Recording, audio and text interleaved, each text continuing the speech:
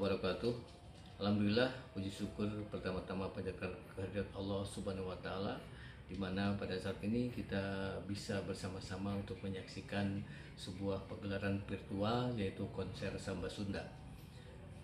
Hadirin yang berbahagia, Kabupaten Bandung kaya dengan potensi seni dan budaya yang tentunya perlu dikelola dengan baik. Walaupun pada saat ini kita dalam suasana pandemi COVID-19, tentunya seniman dan budayawan tetap harus produktif namun dengan protokol kesehatan. Kalam Bedas Kalam Daya merupakan sebuah inovasi, sebuah gagasan bagaimana suasana kearifan lokal, alam dan budaya bisa terintegrasi sehingga mendorong kearifan lokal bisa berkembang di Kabupaten Bandung. Pak Bupati Bandung, Kang DS sangat mendukung tentang perkembangan kebudayaan di Kabupaten Bandung melalui Bedas Bangkit, edukatif, dinamis, agamis, dan sejahtera. Itu mendorong bagaimana seni dan budaya yang ada di Kabupaten Bandung bisa bangkit dan bisa dapat mensejahterakan masyarakat Kabupaten Bandung. Tentunya ini harapan bagi kita semua bahwa dengan adanya kegiatan ini, Pak Bupati sangat mendukung, Kang DS sangat mendukung sekali dengan kegiatan-kegiatan dan perkembangan bagaimana seni dan budaya dapat menjadi sebuah industri kreatif yang pada akhirnya mendukung kesejahteraan masyarakat Kabupaten Bandung lewat pengembangan pembangunan kebudayaan. Kabupaten Bandung potensinya sangat banyak, seni dan budaya tersebar di mana-mana. Ada yang masih dalam proses pelestarian budaya ini, ada dalam konteks pembelajaran, ada yang hobi, lain sebagainya. Namun ada juga ternyata potensi seni budaya itu yang sudah mengakar dan berkonstelasi di dalam pagelaran dunia. Di antaranya adalah Samba Sunda. Ini merupakan bagian upaya inovasi daripada pemerintah Kabupaten Bandung, khususnya Dinas Pariwisata dan Kebudayaan, bagaimana meningkatkan bagaimana suasana di pandemi ini masyarakat tetap bahagia, masyarakat tetap dapat menikmati tampilan-tampilan suguhan seni dan budaya di Kabupaten Bandung. Itu mungkin yang dapat saya sampaikan. Mudah-mudahan Bedas Kalam Daya merupakan integrasi kearifan lokal dan budaya menjadi sebuah kekuatan bagaimana membangun kepariwisataan, kebudayaan yang ada di Kabupaten Bandung. Terima kasih, selamat menyaksikan konser virtual Samba Sunda yang pernah ikut di dalam salah satu perhelatan atau pagelaran internasional. Terima kasih. Wabillahi taufiq wal hidayah. Assalamualaikum warahmatullahi wabarakatuh.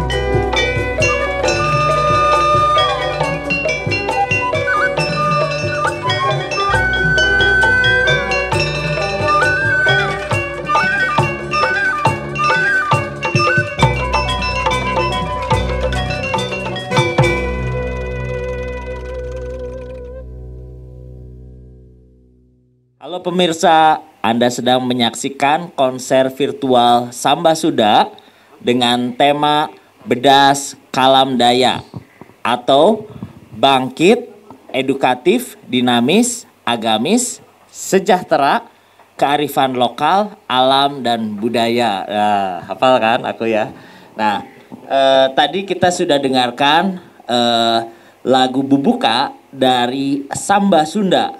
Nah, di sebelah saya ini sudah ada, mungkin dari paling sana dulu, ada Dr. Bambang Komaruzaman Anes, atau kita akan panggil dengan nama akrabnya yaitu Kang Beki ya, gitu ya.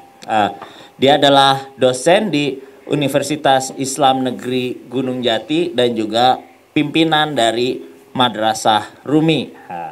Nanti kita akan mendapat perspektif mungkin spiritualitas ya, agama dan filsafat dari Kang Beki. Nah, kalau dari kalau ini mah udah pasti ya, ini Kang Ismet, ini Dr. Ismet Ruhimat adalah pimpinan dari Samba Sunda. Oke, kita langsung ngobrol ya, langsung tanya-tanya. Mulai dari Kang Ismet dulu deh. Nah, Kang Ismet, saya yakin orang yang nonton ini streaming ini atau tayangan ini ada yang sudah tahu Samba Sunda, tapi mungkin ada yang juga yang belum. Kang Ismet bisa jabarkan nggak apa sih Samba Sunda itu secara garis besar?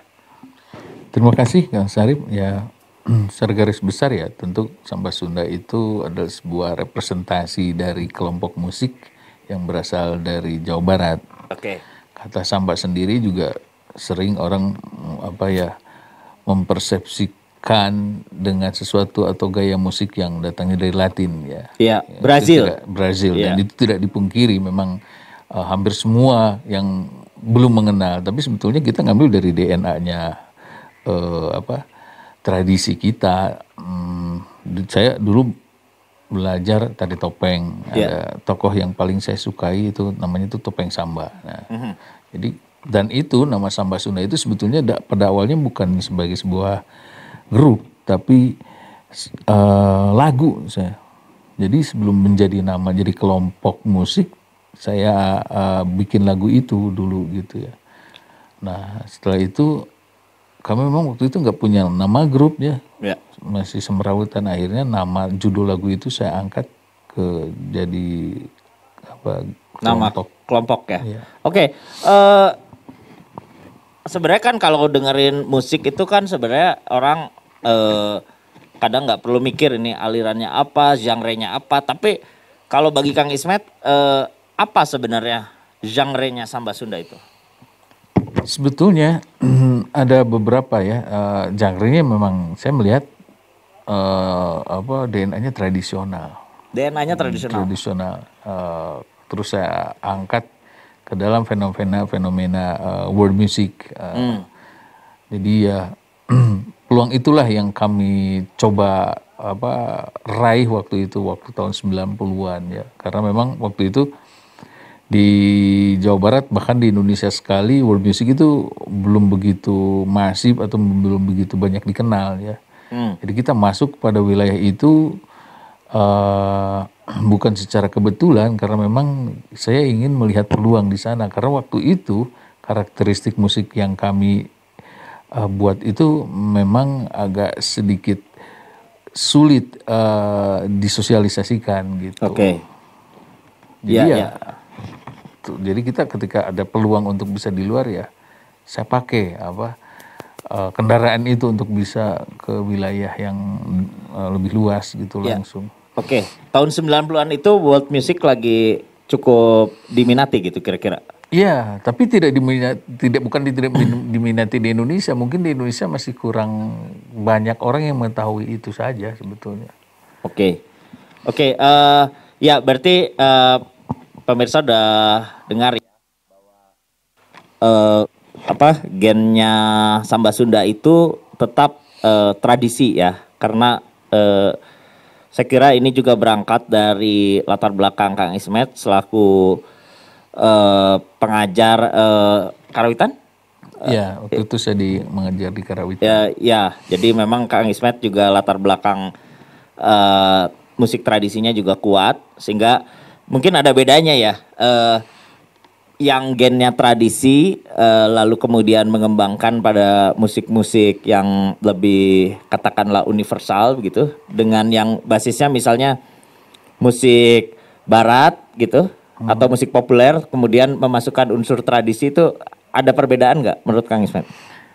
Sebetulnya kalau dilihat karakteristik musik Sunda itu selalu memberikan peluang lebih adaptif terhadap musik-musik apapun gitu, termasuk musik barat dan lain-lain. Cuma mungkin karena perbedaannya hanya di dalam peristiwa metodik saja. Ya. Kalau musik barat umumnya mereka terutama yang klasik gitu ya. Pada waktu itu ya memang lebih strict gitu ya. Ya. Ke hal-hal yang lebih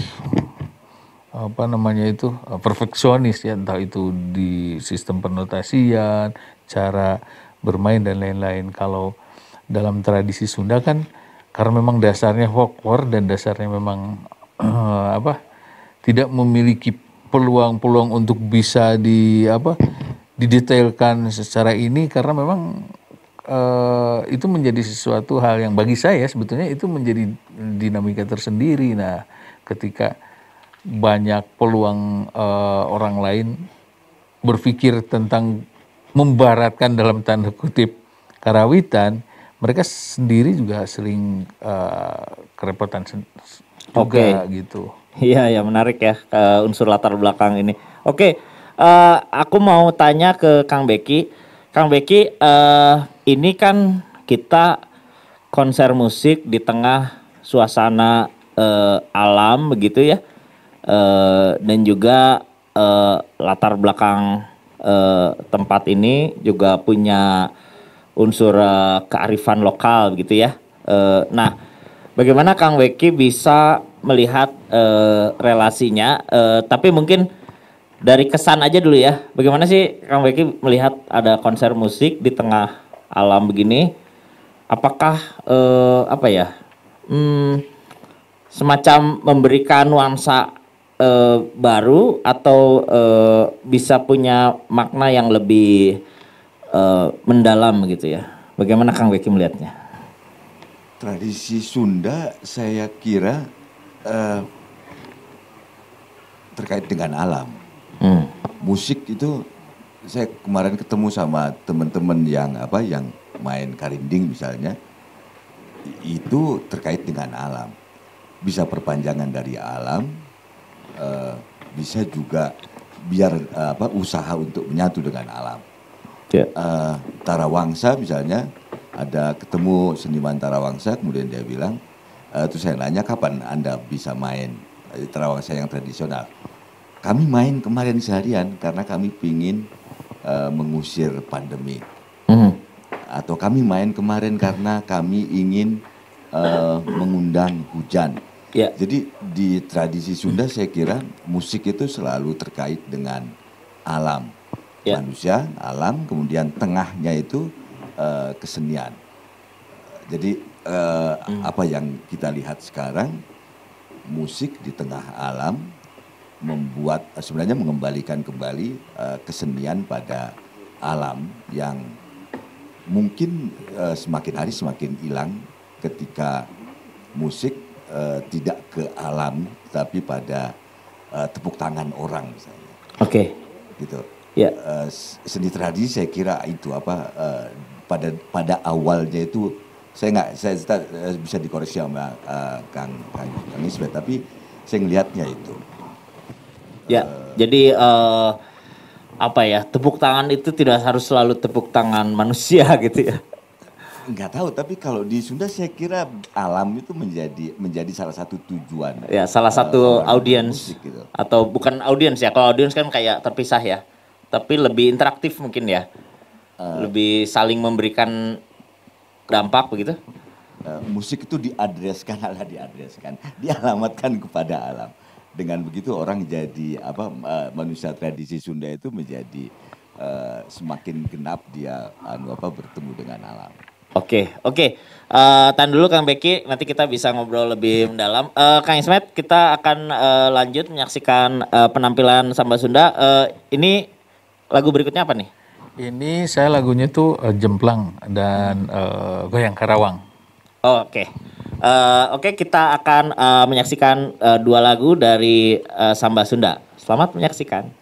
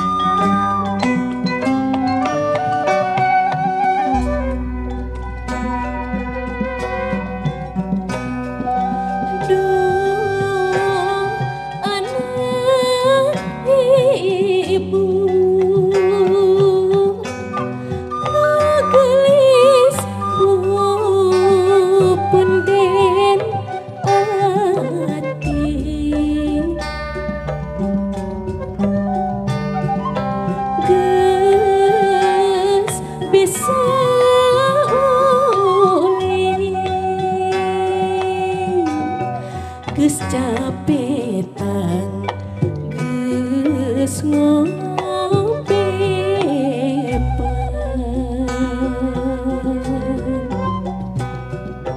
teu ulih deudeuh najan bangor tolohe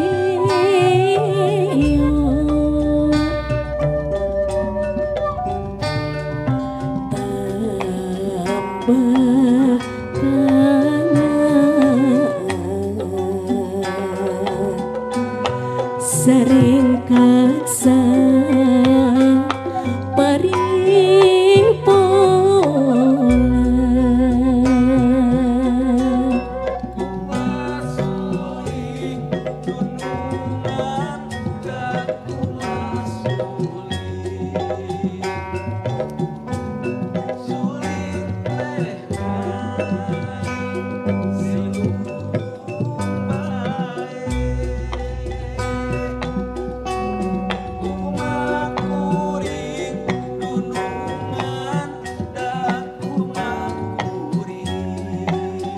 kuring teh ngan bingung wae, aduh da bingung wae. Kapan abdi gadung sung nah teu dipongpong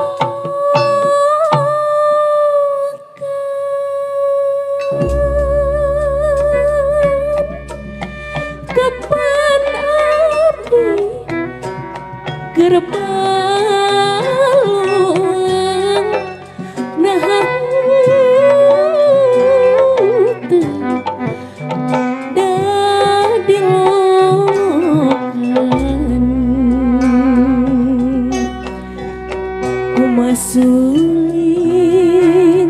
kumaha suling suling teh ngan bingung wae.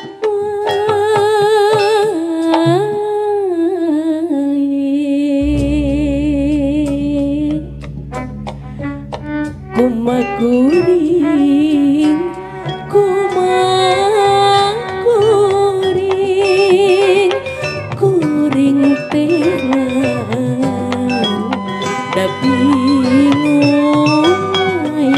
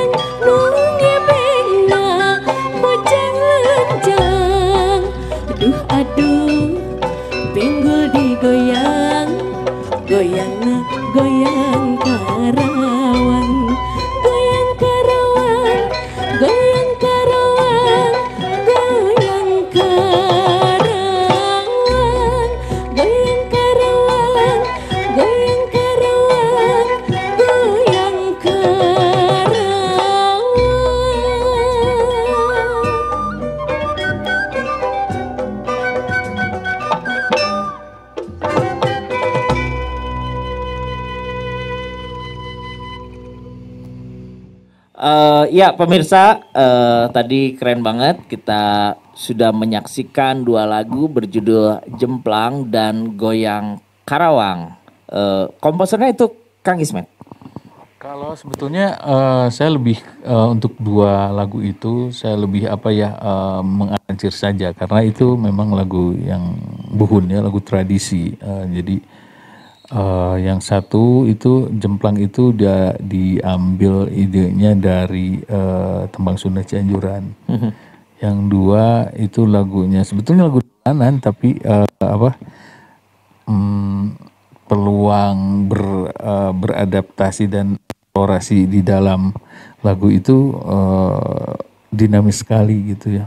Jadi yang Goyang Karawang itu dari lagunya di Degung. Oke. Ya.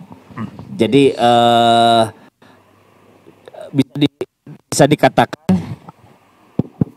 bisa dikatakan Kang Ismet itu di sini arranger aja ya. Ya untuk dua lagu itu ya saya Arranger ya. Oke. berperan sebagai arranger. Oke, Kang Ismet, ini tentu saya tahu nama dari tempat kita berkesenian ini, tapi nama saja tidak cukup. Kang Ismet mungkin bisa mendeskripsikan kita ini sedang talk show di mana dan sedang manggung di mana, Kang Ismet? Kebetulan ini tempat ya sangat bersejarah ya. Ini namanya tuh Jugala Center. Jugala Center itu kita tahu tidak hanya menjadi trademarknya kesenian atau karawitan Sunda dan juga jaipongan yang diciptakan oleh Pak Gugum, tapi juga di tempat ini adalah tempat kelahirannya almarhumah Ibu Iskomaria dan juga sekaligus tempat peristirahatan kalau orang Pak Gugum bilang ini pangsarean ya. Pangsarean. Pak Gugum Gumbira dan almarhumah Ibu Iskomariana. Ini tempat ini kemudian selepas beliau meninggalkan kita itu menjadi sebuah tempat pusat pengkajian budaya Jugala.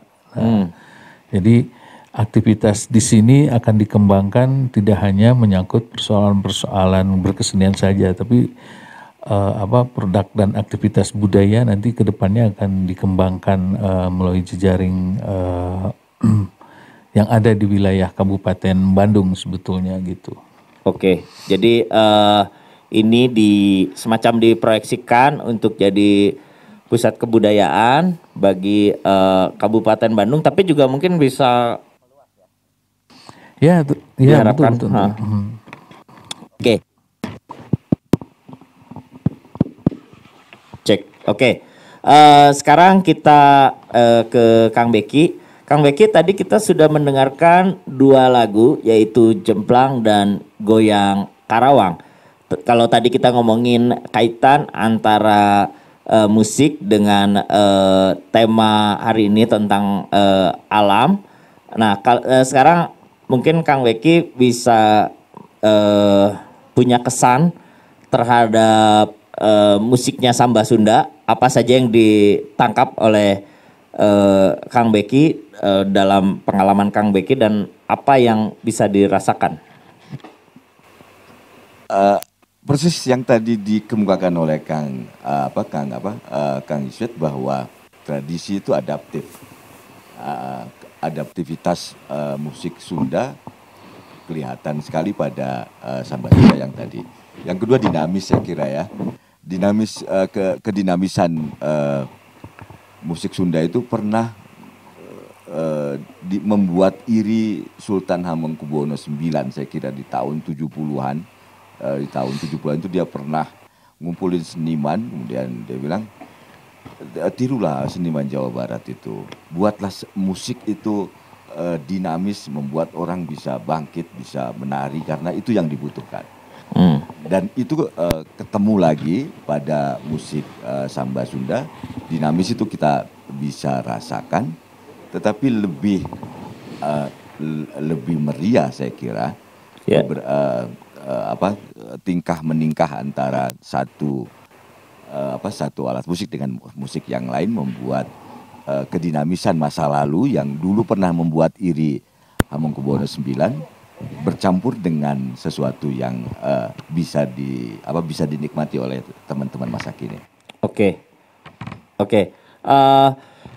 Ya mungkin satu pertanyaan lagi untuk Kang, kita masuk ke musik berikutnya. Kang Beki, apa sih arti musik itu dalam spiritualitas? Misalnya dalam bidangnya Kang Beki tentu spiritualitas Islam. Apa sih arti musik atau pentingnya musik itu? Di Sunda musik itu penghubung atau alam itu musik, saya kira. Karena itu cara berhubungan dengan alam melalui musik. Ya. Saya nggak tahu sih, tapi tadi misalnya kita dengerin vokalis yang tadi nyanyi itu, Ya. kedengeran saya tapi nggak tahu Kang Ismet ya. Dia mengikuti misalnya seruling meliuk ke sini, kemudian dia mengikuti dan seterusnya. Dia mencoba menjadi bagian dari musik, artinya suara dari bambu dan itu suara dari alam. Dia mencoba untuk masuk ke situ kan gitu ya. Ya. Dan itu artinya dia bersatu dengan alam, dan bersatu dengan alam itu adalah spiritualitas. Nah, di Islam musik itu, kata Al-Ghazali, bagi awam itu hati-hatilah mendengarkan musik karena itu bisa menghanyutkan. Ya. Tetapi bagi para pencari yang sudah sampai pada tingkat tertentu, harus menggunakan musik karena itu akan mempercepat penemuan dia untuk memasuki wilayah di atas akal.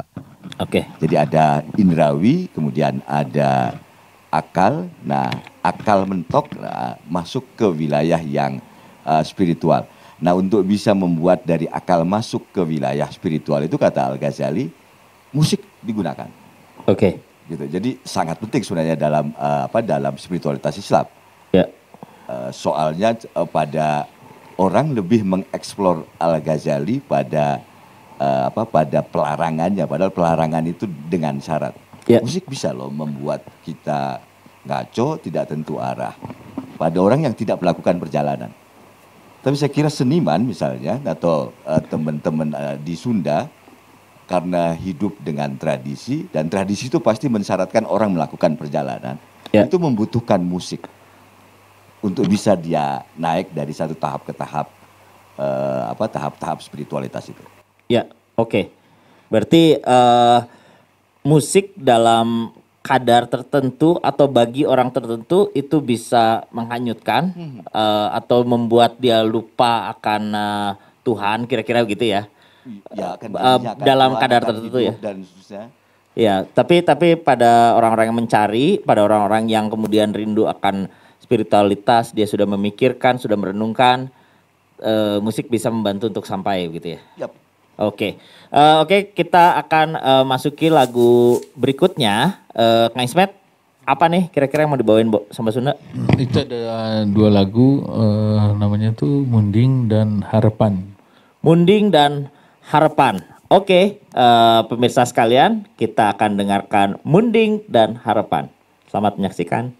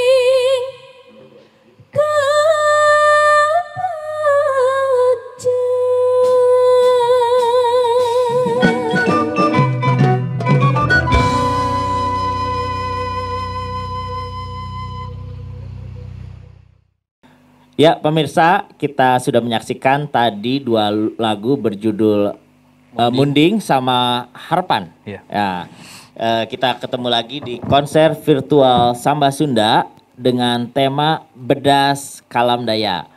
Bangkit, edukatif, dinamis, agamis, sejahtera, kearifan lokal, alam dan budaya. Hafal ya. Oke. Nah, kita sekarang ke Kang Ismet dulu. Kang Ismet, kalau dari pilihan-pilihan karya ya, karena kita sudah mendengarkan 5 kan berarti barusan. Bagaimana Kang Ismet memilih karya yang kemudian menyelaraskan dengan tema Bedas Kalam Daya tadi?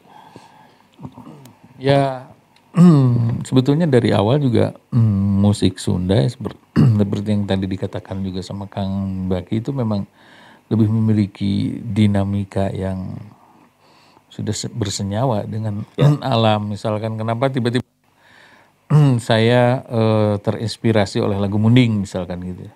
Ya. Saking kalau saya mendengar kata Munding itu ya apa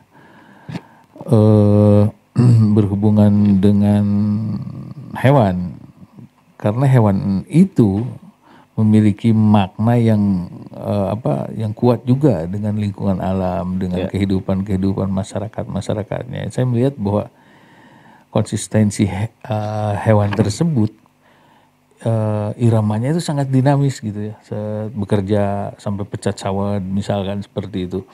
Terus cara berjalan itu konsisten gitu, makanya saya bilang ya apa namanya itu hewan ini patut untuk ditiru, untuk bisa diangkat sebagai irama yang merepresentasi kesundaan sebetulnya begitu. Oke. Ya, Kak Ismet, ini mungkin pertanyaan agak teknis ya, tapi saya kira pemirsa mungkin tertarik ya dengan penjelasan Kang Ismet nantinya. Sebenarnya yang pernah saya dengar Samba Sunda itu bukan semacam band gitu ya, karena kadang katanya Kang Ismet setiap panggung bisa beda-beda orangnya atau gimana. Bahkan ada yang senior, ada yang junior. Jadi sebenarnya Samba Sunda itu secara deskripsi itu lebih ke kelompok atau komunitas atau gimana Kang Ismet? Itu lebih ke bukan sebagai sebuah grup yang yang betul-betul grup, karena memang latar belakang kita tuh lebih ke komunitas saja gitu ya, yang buah wadah kedisiplinan bagi orang atau bagi para remaja yang ingin mengetahui seluk-beluk tentang musik tradisi Jawa Barat gitu, terutama karawitan ya. Dan kenapa akhirnya seperti tadi yang ditanyakan sama Kang Sarip, kita selalu berganti-ganti peran gitu, termasuk saya juga berperan apa saja gitu ya di sana, belum beberapa instrumen terutama, karena memang kita logika di dalam sosialisasi musik tradisi seperti itu. Oke, terima kasih Kang Ismet. Pertanyaan berikutnya mungkin saya ke Becky aja ya. Oke, Kang Becky, kalau kita lihat tadi tentu mudah ya untuk mengatakan bahwa Samba Sunda ini musiknya ada unsur akulturasi ya. Katakanlah kita bicara timur dan barat ya, walaupun istilah ini kadang sudah tidak terlalu sering dipakai lagi ya, karena ya akulturasi berarti tidak perlu ada penamaan-penamaan itu. Tapi Kang Becky melihatnya apa sih apakah kecenderungan akulturasi itu hanya ada di musik, atau Kang Becky bisa membacanya sebagai gejala-gejala zaman gitu ya? Apakah faktor media atau apa, gimana Kang Becky ngebaca akulturasi itu? Strategi strategi kebudayaan, saya kira setiap tradisi lokal itu punya kecerdikan untuk melakukan akulturasi. Ya. Haji Hasan Mustafa nyebutnya seperti samara ya, seperti samara itu bumbu ya. Bumbu itu ya akulturasi mungkin, jadi dari banyak tempat, dari banyak unsur kemudian menjadi sesuatu yang baru, dan sesuatu yang baru itu masih kerasa bagian-bagian penyusunnya kan gitu kira-kira. Nah Samba Sunda itu kan kita dengerin, kalau kita dengerin ada gabungan banyak hal, tetapi unsur-unsur bunyi dari alat musiknya semuanya masih terdengar. Kemudian mana musik tradisi dan mana musik misalnya modernnya itu juga masih bisa terasa semuanya, tetapi tidak sebagai bagian yang masing-masing menjadi satu samara kalau kata Hasan Mustafa. Jadi kearifan tradisi itu sebenarnya kemampuannya membuat samara baru itu yang dan itu yang hilang. Oke, terima kasih Kang Beki. Berarti soal samara tadi menarik ya. Jadi mungkin walaupun unsur-unsur itu bisa kita kenali, mana yang barat, mana yang timur gitu kira-kira ya. Tapi kita harus mendengarkannya secara satu kesatuan gitu ya. Iya, dan yang kita dengar memang satu kesatuan yang baru, satu kesatuan yang tidak terbayangkan sebelumnya. Oke. Kreativitas kan di situ, dan tradisi itu selalu punya kemampuan untuk itu, selalu punya kemampuan untuk tidak pernah menyerah menjadi bagian dari yang lain. Yang lain yang baru itu selalu ditundukkan terlalu serius, tapi dinegosiasikan untuk menjadi bagian dari dirinya tanpa dirinya juga hilang. Itu kan kekhasan tradisi yang membuat kita lihat misalnya seni musik Sunda terus menerus muncul, di setiap masa dia mengikuti tren, tetapi bagian-bagian terdasarnya masih tetap ada. Misalnya kita bisa menemukan tadi misalnya degung yang dibuat ulang, kemudian beberapa lagu yang saya kenali sebagai lagu jaipongan misalnya juga dibuat ulang. Dan saya dulu tinggal kecil di Jawa Barat, sebenarnya misalnya ini sangat di daerah Pantura yang dinyanyikan, caranya menyanyikan, caranya bergoyang misalnya Kang Ismet, itu kelihatannya yang ini lebih nyaman, tidak erotis dan seterusnya, yang membuat ini bisa jadi tontonan yang menarik. Oke. Itu kan proses perubahan yang keren gitu. Iya. Oke. Nah ini kita bakal dengerin lagu berikutnya ini. Kalau nggak salah satunya aku dapat bocoran Bang Bung Hideng. Nah ini favoritku karena nggak tahu kenapa kalau dengerin lagu ini orang-orang kok pada joget ya, gitu ya. Oke. Gitu. Oke. Mungkin Kak Ismet bisa cerita nih lagu berikutnya tuh apa? Benar nggak Bang Bung Hideng? Ada dua sebetulnya. Sebelum Bang Bung Hideng kita akan menyajikan lagu Ronggeng Imut. Ya. Apa? Ronggeng Imut. Ronggeng Imut. Ada dua lagu. Lagunya clickbait Imut. banget ya. Ronggeng Imut. Ronggeng Imut sama Bang Bung Hideng. Oke. Ronggeng Imut dan Bang Bung Hideng ya. Pemirsa tetap di tayangan ini dan selamat menyaksikan Samba Sunda.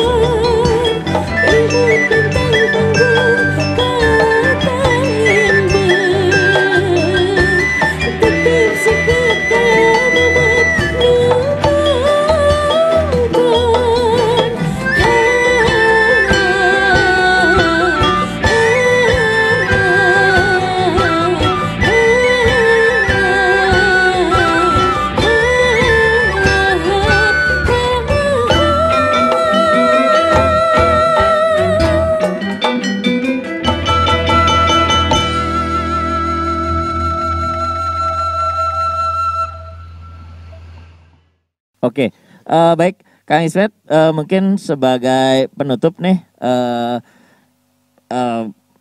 mungkin saya karena ini masih di masa pandemi, bagaimanapun industri musik atau panggung musik itu kan sangat terkena imbas ya dengan pandemi. Nah, Kang Ismet, dengan mulainya panggung Samba Sunda ini walaupun virtual, gimana harapannya ke depan, apa strateginya agar Samba Sunda tentu tetap survive ya dan bisa berkarya terus, gimana? Ya, terima kasih. Pertama-tama saya ingin mengucapkan kepada pemerintah Kabupaten Bandung ya. Karena sebetulnya yang diberikan kemungkinan untuk tetap survive salah satunya adalah Samba Sunda. Dengan program Bedas Kalam Daya ini, peristiwa-peristiwa budaya setidaknya gitu sudah memenuhi harapan para seniman yang ada di Kabupaten Bandung ya. Jadi kemungkinan inilah yang sebetulnya harus kita cari, di samping biasanya kan Kabupaten Bandung itu program Kalam Daya itu ada juga program sosialisasi seni pertunjukan. Saya pikir ini juga menjadi sebuah peran penting dari pemerintah, bagaimana situasi itu dipelajari dan akhirnya menemukan titik temu sehingga ekspresi seniman dalam situasi ini tetap berjalan dan pemerintah pun tidak seolah-olah mereka juga sudah memberikan sebuah kewajiban atas pengurangan beban-beban psikologi seniman saja seperti itu. Dan ini dengan program Bedas Kalam Daya ini saya pikir ini juga sangat baik dilakukan ya. Ya, mudah-mudahan juga ini ya, ini sinergi yang bagus. Tadi Kang Ismet cerita tentang tempatnya Pak Gugum ini, lalu juga pemerintah sudah memberikan perhatian dengan menyelenggarakan kegiatan ini. Semoga bersinergi terus ya, dan tentu punya dampak bagi para seniman dan juga secara umum kegiatan budaya lainnya gitu ya. Oke. Baik, kita akhiri talk show ini sekaligus konser virtual Samba Sunda telah berakhir dalam tema Bedas Kalam Daya, bangkit, edukatif, dinamis, agamis, sejahtera, kearifan lokal, alam, dan budaya. Oke, kita akan bertemu lagi di tayangan berikutnya. Bye-bye.